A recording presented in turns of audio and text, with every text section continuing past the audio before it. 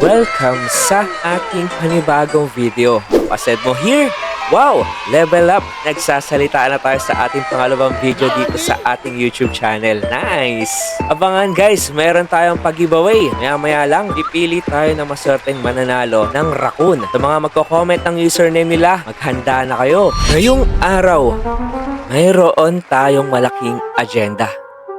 Agenda kung saan ipapakita ko sa inyo sa first episode natin dito sa Grow a Garden.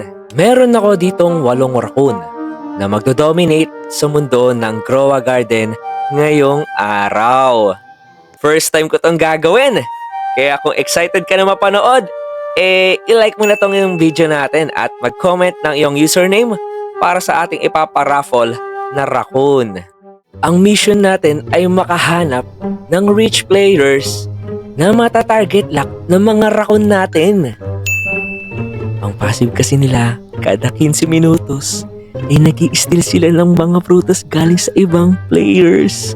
O eto, handa na sila. Kitang-kita sa mga mata ng mga raccoon natin na halatang excited na mag-steal. Dahil ang kapitbahay na nakikita nila ngayon, sobrang yayaman.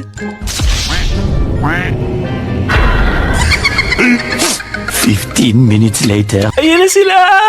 Sugod! Mga kawatan! Walang awa sila, oh. Ang dami sunod-sunod. Nagsipuntaan sa target. Ayan na sila! Sugod! Mga kawatan, oh. Ang dami. Guys, may nakita akong AFK na rich player. Kita niyo yun? Sobrang dami patience. Hindi ako makapaniwala. Huwag nga lang tayo papahalata dahil baka maglibagad dito.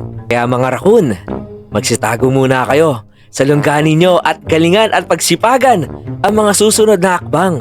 15 minutes later.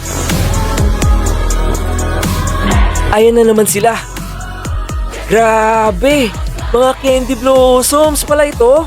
Punong-puno ng mutations. Talagang paldo.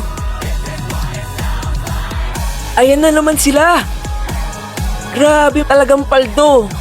Paldo talaga. Hindi ako makapaniwala.